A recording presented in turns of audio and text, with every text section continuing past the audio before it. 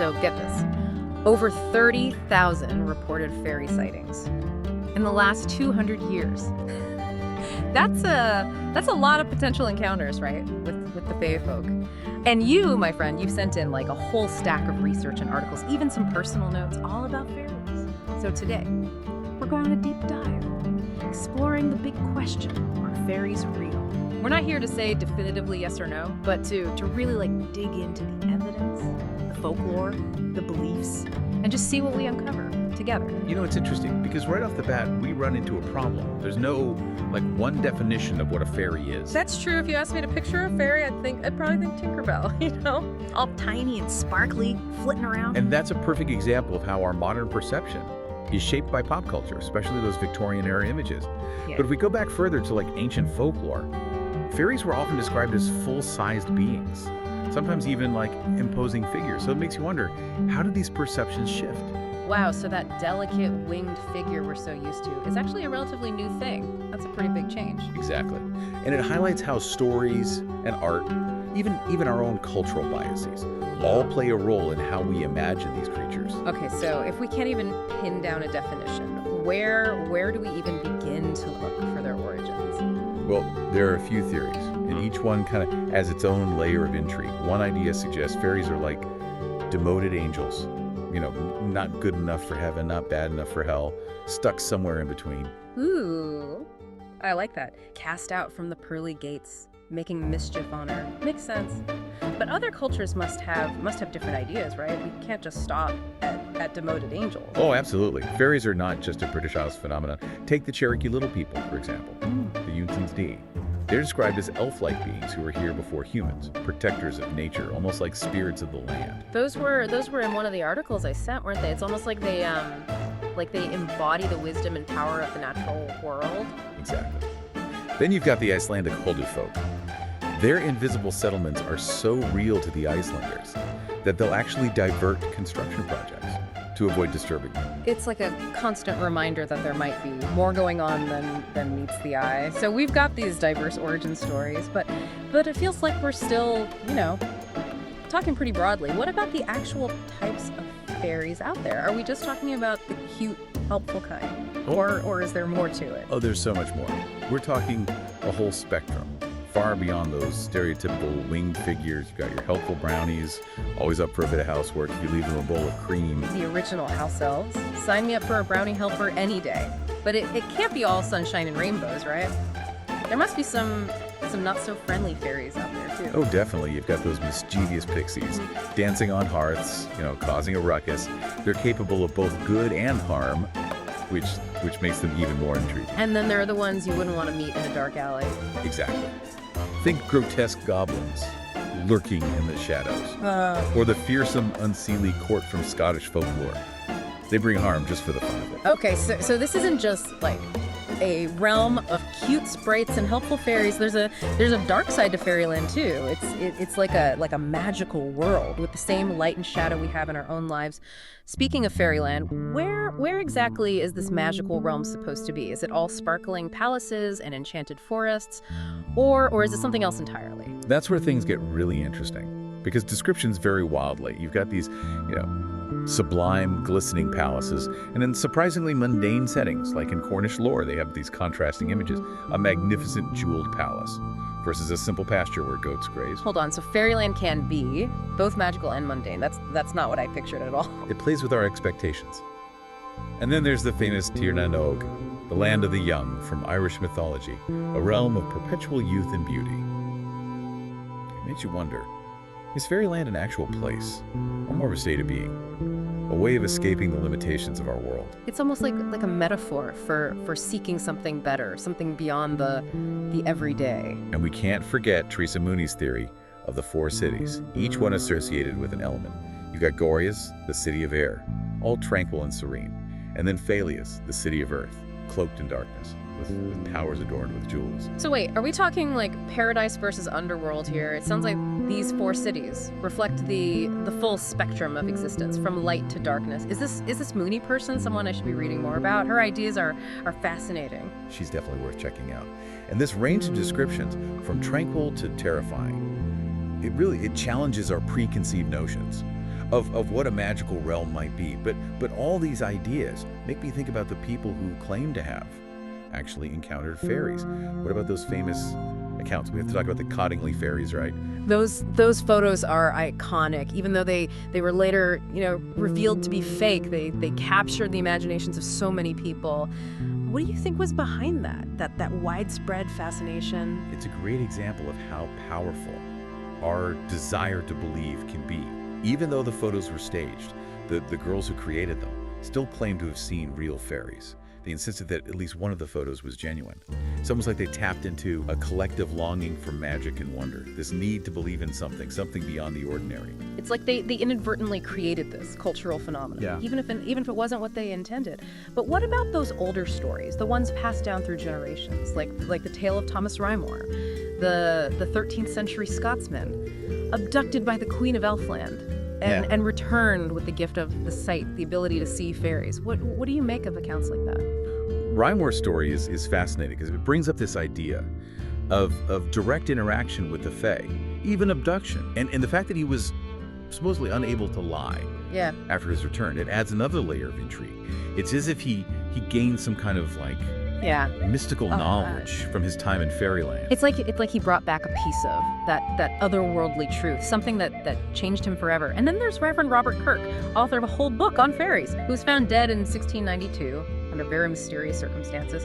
People believed he was captured by fairies and replaced with a changeling, a fake body.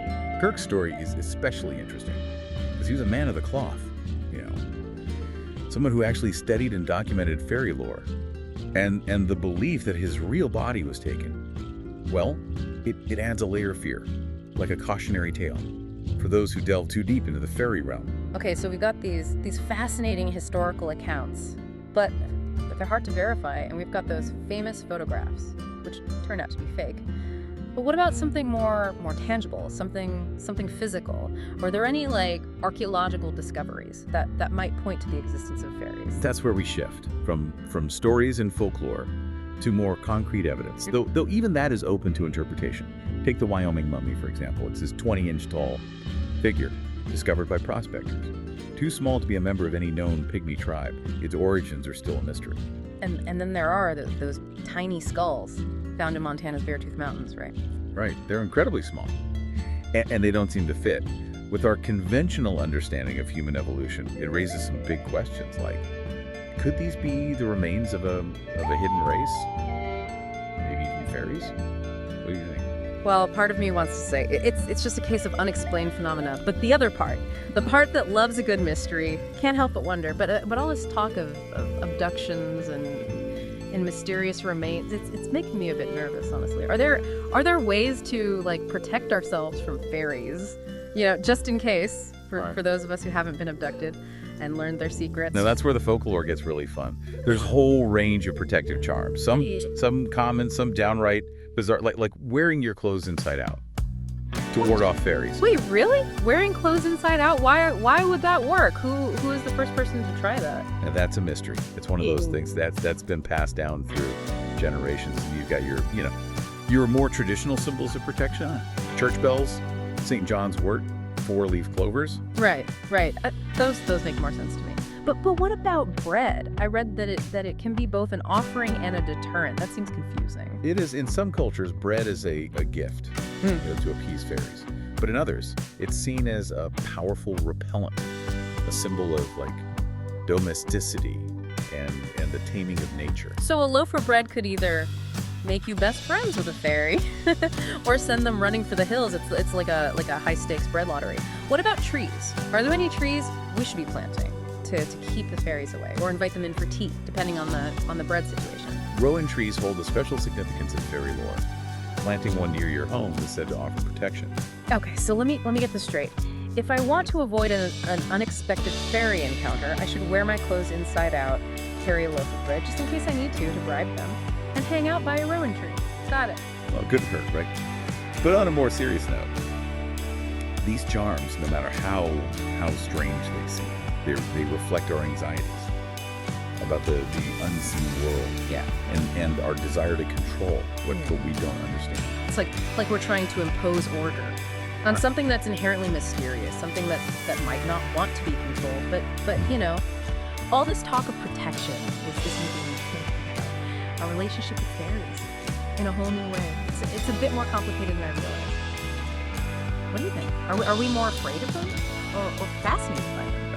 That's a great question, and one we'll definitely delve deeper into. As we continue our deep dive, it seems like we humans, we can't quite decide if we want to invite fairies in for tea or build a wall to keep them out. Yeah. There's definitely this tension, between fear and fascination, would you say? It's true. 1 minute we're leaving out offerings like cream and bread, and the next we're wearing our clothes inside out to ward them off. It's like we're caught in this constant push and pull with the fae folk. But why? Why are we so preoccupied with protecting ourselves from them? What is it about fairies that makes us feel like we need to be cautious? I think it goes back to that inherent duality we talked about, the potential for both good and evil that fairies represent in many cultures. They're seen as powerful forces of nature, capable of bestowing blessings, but also, wreaking havoc if they're disrespected or angered. Right, like if you accidentally disturb a fairy mound or chop down a sacred tree, there's this unspoken rule almost that we need to tread carefully in their realm, respect their boundaries, or face the consequences. Exactly. It's almost like an ancient wisdom, acknowledging that there are forces beyond our control, forces we need to appease or at least avoid antagonizing. So these protective charms and superstitions, they're like a way of navigating that uncertain terrain, a kind of like magical insurance policy. Precisely. And it's a reminder that humans have always sought ways to understand and control the unknown, especially when it comes to things that seem to defy logic and reason. We create stories and rituals to make sense of the world, even or maybe especially the parts that we can't fully explain. It's like we're hardwired, to find patterns and meaning, even where there might not be any. But that's where folklore comes in, right? It gives us a framework for understanding these mysterious beings and how they might interact with our lives. Absolutely. So let's talk more about those stories. We've touched on different types of fairies in various cultures, but what about the common themes and motifs? What can those deeper patterns tell us about our relationship with the fae? Okay, so we're looking beyond the specific types of fairies and kind of zooming out to see the bigger picture. What kind of patterns are we talking about? Well, one recurring theme is this idea of fairies as guardians of nature. They're often depicted as protectors of forests and springs and wells and other natural spaces.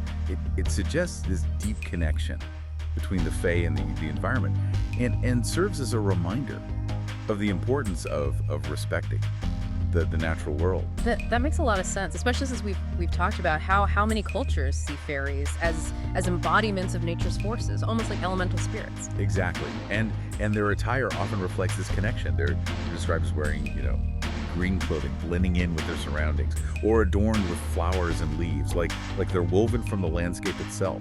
It's almost like they're camouflaged, hidden in plain sight. And then there's the constant theme of fairy magic, their ability to shapeshift, to fly, to become invisible. It's like they have complete mastery over the natural world, a kind of power that we humans can only dream of. Absolutely, and that sense of wonder, that awe at their extraordinary abilities, it's a big part of why we're so drawn to these stories. It speaks to our own desire for something beyond the ordinary. A yearning for magic and enchantment in our lives. It's like they offer us this glimpse into a world where anything is possible, where the laws of physics don't apply, and where the impossible becomes reality. Who wouldn't be fascinated by that? Exactly. They embody our wildest dreams and our deepest fears, all wrapped up in this package of magic and mystery. Okay, so we've got fairies as guardians of nature. We've got their magical abilities, and we've talked about their connection to specific locations. But what about their interactions with us, with humans? Are they always like mischievous tricksters, or can they be benevolent helpers, or is it more complicated than that? It definitely is more complicated. As you mentioned earlier, fairies are known for their their pranks, like tangling hair into those elf locks, or stealing small objects just to cause a bit of chaos. Oh, and don't forget about leading travelers astray. I remember reading about will-o'-the-wisps, those mysterious lights that lure people off the path and into dangerous situations. That's classic fairy mischief, right? It is, and it speaks to their unpredictable nature. It's just they're, testing us, playing with our sense of direction and our ability to navigate the unknown. It's almost like they're reminding us not to take ourselves too seriously, to embrace the unexpected and find a little bit of humor in the chaos. But it's not all pranks and mischief, is it? There are plenty of stories where fairies help humans, performing tasks around the house or bestowing gifts. I mean, who wouldn't want a helpful brownie cleaning up their kitchen? Exactly. You've got those hardworking brownies we talked about earlier, those household spirits who just want to be helpful and appreciated. And then there are examples like the Bolivian Ekeko, the spirit of abundance. People decorate their Ekeko statues with miniature versions of the things they desire, hoping to attract good fortune and prosperity. Like a magical vision board. Yeah. And it shows that fairies can be, benevolent figures, almost like guardian angels, capable of granting wishes and bringing abundance. It seems our relationship with fairies is a complex one, a delicate balance of fear and respect, caution and hope. We're drawn to their magic and wonder, but also wary of their unpredictable nature. It's like we're walking this tightrope, between wanting to connect with the magic and knowing that there might be consequences if we overstep our bounds. But all of this leads me to another fascinating aspect of fairy lore, the idea that we can actually communicate with these beings, maybe even summon them. Is there any truth to that? Now that's where things get really interesting.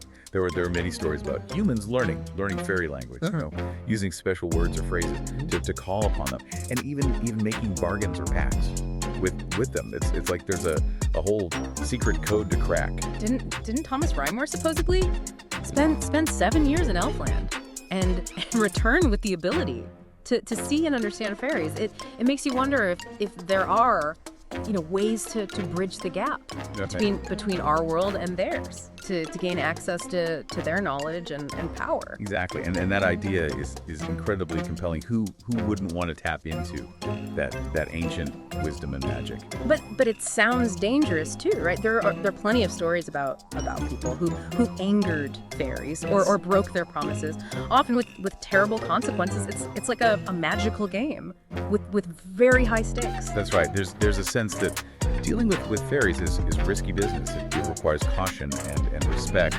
and the deep understanding of their rules and customs. It's not something to be taken lightly. Yeah, it's almost like traveling to a foreign country with its own set of laws and protocols. You need to know how to navigate that terrain, or you could find yourself in serious trouble. So it seems like we've covered a lot of ground here: mischievous pranks, helpful deeds, the dangers of breaking promises, even the possibility of communication. But there's one big question that keeps popping up for me. Why do some people claim to see fairies while others don't? Yes, the $1 million question. And there's no easy answer. Some believe that fairies only reveal themselves to those who are, pure of heart, or to those who truly believe in their existence. So it's like a test of faith, a reward for those who are open to the possibility of magic.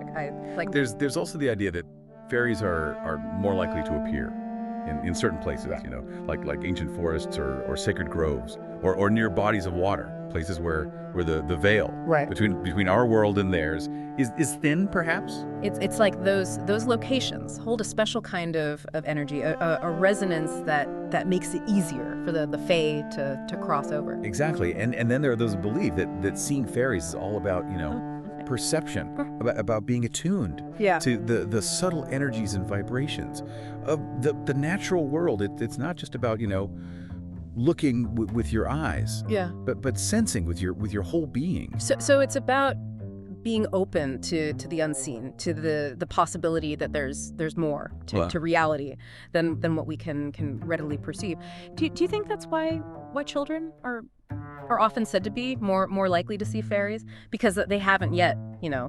developed the same filters and skepticism that we adults have. That's a fascinating theory. Children's imaginations Yeah. are still wide open, and they haven't yet learned to dismiss the impossible. Maybe they're more in tune with that magical frequency. Yeah. It's like they haven't lost that sense of wonder and possibility that most adults have forgotten. Perhaps. And maybe that's a key to understanding fairies. It's not just about believing, it's about remembering and reconnecting with that childlike sense Yeah. of awe and possibility. It's about seeing the world Yeah. with fresh eyes, open to the magic and mystery that might be hidden just beyond our perception. But we've only just scratched the surface of this topic. There's still so much to explore. What else have you uncovered in your research? Okay, so we're back, and I gotta say, my head is spinning a bit. After all that, fairies as guardians of nature, tricksters, potential housekeepers, it's a lot to process. It is, but that's what makes it so captivating, right? This topic, it pushes us to expand how we understand the world and maybe even rediscover that childlike sense of wonder we were just talking about. Absolutely. We've covered so much ground, from ancient lore to modern sightings, different types of fairies, their powers, their realms. Where do we even go from here? And the big question still remains, are fairies real? Right back to the heart of it. And like we said at the beginning, we can't give you a definitive answer. No one can. But what we can do is look at the evidence, explore the possibilities, and ultimately, each of us has to come to our own conclusion. I like that. It's not about being right or wrong. It's about engaging with the mystery. Exactly. And maybe that's the most important takeaway from all of this. Recognizing the power of belief, the power of imagination, acknowledging that there might be more to the world than we can see or explain with our current scientific understanding. It's almost like an invitation to embrace the possibility of enchantment, even if it means stepping outside our comfort zones and questioning everything we thought we knew. And who knows? Maybe that very openness, that willingness to believe is the key to unlocking the secrets of the fairy realm. Do you think it's possible that our belief, our intention even, could somehow shape our reality? That if we truly believe in fairies, they might be more likely to reveal themselves to us. It's a beautiful thought, isn't it? That we have more agency than we realize, even when it comes to interacting with the unseen world. It is, and it actually connects back to something you mentioned earlier about fairies being guardians of nature. If they are real and they're so deeply connected to the natural world, could it be that our increasing disconnect from nature is the reason fewer people report seeing them today? That's a really intriguing question. If fairies are elementals tied to the health and vitality of the earth, could our environmental impact be affecting their presence? It makes you think about our responsibility to protect the planet, not just for our own sake, but for all beings, seen and unseen. It's a powerful thought, isn't it? That our actions have consequences that ripple out beyond what we can immediately perceive. Maybe by reconnecting with nature, by fostering a sense of wonder and respect for the earth, we might just rekindle that ancient connection, that spark of magic that has captivated humans for centuries. It's a challenge for sure, but I think you're right. It's a challenge worth embracing. So as we wrap up this deep dive, I'm left with a sense of awe, a renewed appreciation for the mysteries of the world, and a lingering question: what if? Just what if? There's more to the story than we know, and with that, we leave you to ponder the possibility of fairies, to keep exploring, keep questioning, and keep that spark of wonder alive.